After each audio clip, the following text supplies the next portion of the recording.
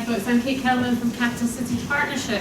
I just want to go over quickly, 7.5 minutes, maybe 7 minutes now, a couple of projects that we've got, well, one that's ongoing in Edinburgh and one that we're just looking at starting. So the first one I want to talk about is Maximise. This project has started as a pilot in Edinburgh in 2018 and is now being rolled out. It's a...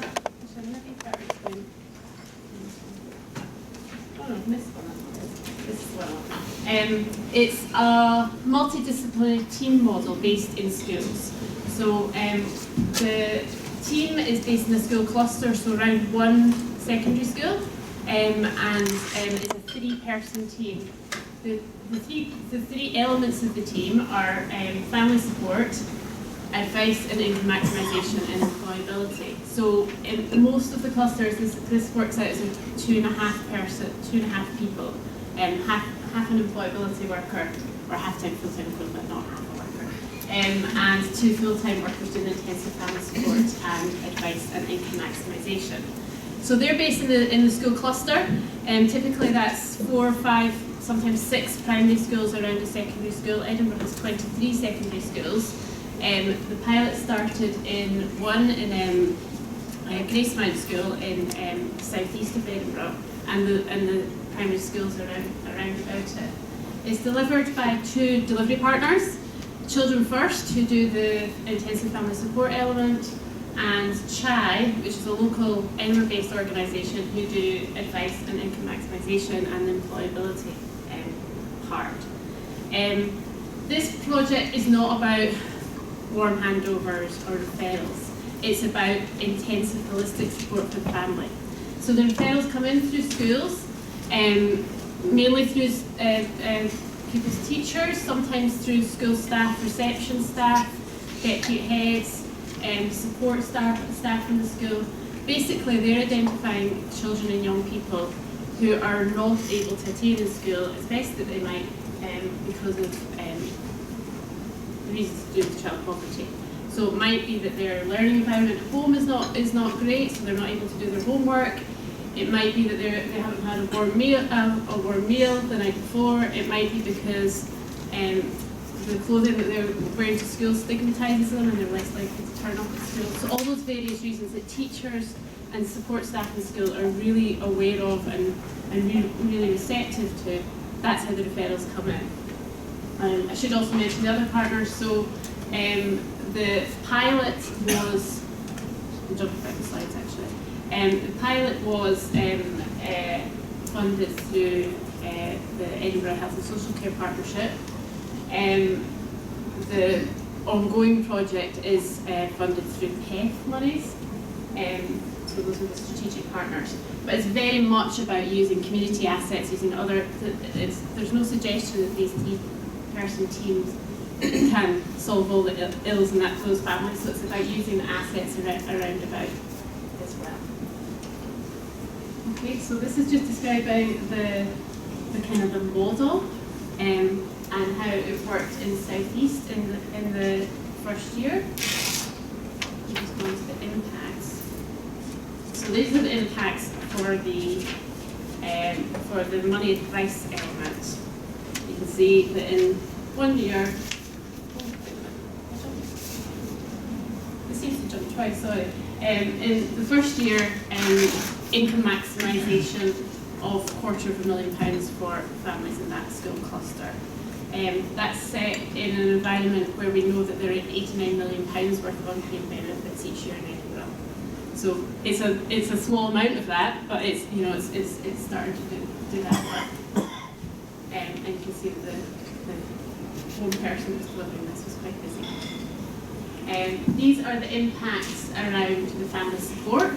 Not everyone will get every element, so not everyone will get income maximisation, family support and employability. It's very much a triage process. Most families will get the income maximisation element, and then it's a decision about whether they need that intensive family support. And you can see that 20 access that support in the first year. And this gives you some idea about some of the aspects of the families. and again, some will get employability, but not everyone. Edinburgh's fairly well resourced for employability projects, so it's only when it's employability that's related to the issues that they're coming along in terms of their family that they'll get support, or they might be referred to some other service in their own area. And these are the employability outcomes. Now, I think for those of you who are involved in employability, you'll see that these are quite low outcomes that we would expect from employability, and I think that's testament to the fact that the people that are being engaged through this project are not necessarily just ready for work. They're ready for early stage work and not necessarily ready for moving. It's a long-term programme, and it's not necessarily about those quick wins. Okay, so where we are now, so that was the first year of the project, and I've got an impact report that I can maybe get Anna can maybe send around. The impact report, just looking at the South East cluster. We received funding through the People Equity Fund Attainment Fund. Now, I always consider this to be central PEC. Now, I know PEC goes into skills and everyone's aware of that, but there's that kind of, and it's only in certain areas, I believe, that has this kind of central PEC. So we've secured that for the next couple of years from the City of Edinburgh Council. But crucially, schools are putting in their own PEC as well. So each school needs to make an investment into this service of around £2,500. And I think that's actually really crucial to the project, because it makes sure that head teachers are really invested in the outcomes, and they want to see the outcomes from the project. There will be more of a focus in these coming years. So this second phase started in August. More of a focus on care experienced children, and we're looking at ways of highlighting the different types of care experience within that, so looked after, kinship care, etc. The Maximised staff team has expanded, so we now have 13 staff, 12 delivery staff and 1 team leader. The team leader is an experienced social worker, so is able to work alongside social work and ensure that there's like a complementarity between the work that social work is doing and the work that this Maximised project is doing. And we've recently been told that we've got investing in communities money for the project. So we are really looking at a much more, there was lots of co-production during this project, but we're really looking at about service user involvement in design and making sure that parents' voices are heard, looking at a parent group that can reflect on the practice of the project, and we've got a very small budget for participatory budgeting. So those groups of families can come together to spend some money and decide what they need in their local community. So is it a uniform bank? Is it something around food bank access, something like that? So we'll be working on that in the new year as well. So that's the Maximise project. I've dropped again, haven't I? Is that easier? Actually, all I jumped was just the contact details. So I'm not actually, I did contract management for this project, but the lead is Sylvia Bakey, who's a public health practitioner in Edinburgh. Some of you will know her, big personality, Sylvia. So if you do need more information, I can give some information, but if you do need more information, then Sylvia's the person to contact. I'm sure Anna will be sending out the slides. Yeah. Yeah, it's great. Also, great information. There's also a webinar of Sylvia. Oh yeah. Nice. Yeah. It gives you a bit more detail that I can send that around. Is there any quick questions on Maximise? Because that was a pretty quick, and I know that lots of people have talked about it. It's been a thing. I just had a question. You answered my first question about what was the role of the family support worker, but who is it that provides that then? The actual family support workers? Does that Children first. Children first? Yeah. Okay. And then the other thing I just want to really quickly touch on is our intensive family support service working title, won't be the final title, which is part of the Edinburgh and South East Scotland City Region deal. So like Pamela mentioned about growth deals and city deals, we really need to think about this kind of work with parents, employability and future poverty in these deals. and how basically these disadvantaged people can get access to some of that inclusive growth and growth that we're expecting through these deals. So we have a little bit of money earmarked. We hope to grow it. It initially had ESF in it, and we've decided to pull back from that for very obvious reasons that everyone will know. So we've got 4.7 million over 7 years. So actually, when you break that down across 6 local authorities in 7 years, that's not a huge amount of money. But we are looking at some of these types of projects, intensive family support projects, employability projects across the 6 local authorities. And looking to do a first phase starting in April 2020, which will be a competitive grants process. The idea with these projects is essentially, we know that there's really pockets of really excellent practice in terms of family support, income maximisation, and employability across those 6 local authorities. What we really want to understand is what works best and what is a framework for reporting. So when I was able to report the outcomes on Maximise, I had to report them in silos. I had to report income maximisation outcomes, family support outcomes, employability outcomes, because they go into different systems in the different organisations.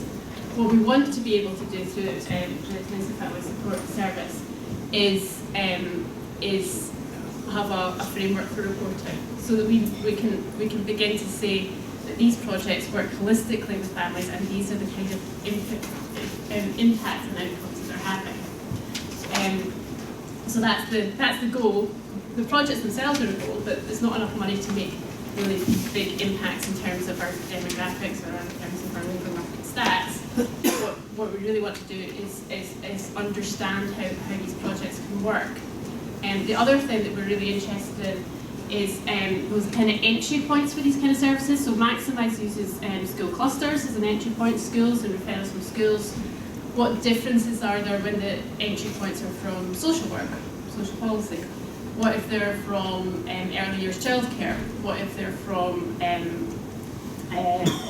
young people who are disengaging from school? So we're really interested in those kind of different entry points, so that I think we've talked in our groups earlier this morning about how we access parents who are in need of support, employability support, and this hopefully will go some way to explaining that. We've done significant co-production. We've spoken to 100 service users and 62 service providers so far. I think as part of this project, we've spoken to policy makers and Scottish Government and further afield. We're just basically getting an idea of what the best practice is, and we're really absolutely committed to the idea that there will be service user involvement in any design of any service. We've come up with 5 themes. We're short on time, I won't go, they're probably very self-explanatory. So as I say, 2 phases. The first phase will kickstart early next year, looking at developing that framework for the kind of activity. We'll have a community of practice, so practitioners, so those key workers who may have family support hats on or income maximisation hats on. We expect people to take 2 or 3 steps into each other's jobs and find out about what they're doing in terms of these teams. And we will have a community of practice, which will be both virtual and physical, so that people can come together and learn about their practice. And from the second phase, we're going to need more money, so we'll be doing some fundraising for that. But we want to refine our service offer, have a think about those entry points into these kind of projects, and look at extensions of grants and recommissioning. One of the really exciting parts of this project is that we have, through Edinburgh University's Edge Train Fellowship programme, a postdoctoral research fellow who hopefully will speak to you in time much more early, if that's even a word, about this kind of thing, because she's very bright. But she's doing network analysis of the project, so it's essentially about a new way of maybe understanding how projects like this can work in terms of people using community assets, growing their social capital and beginning to see as people are using more assets how that improves their household income and their likelihood of moving into employability and into sustainable jobs. And that is pretty much me, I think. Next. Any questions on that? Is that fast enough? Sorry. That was missionary wellbeing outcomes that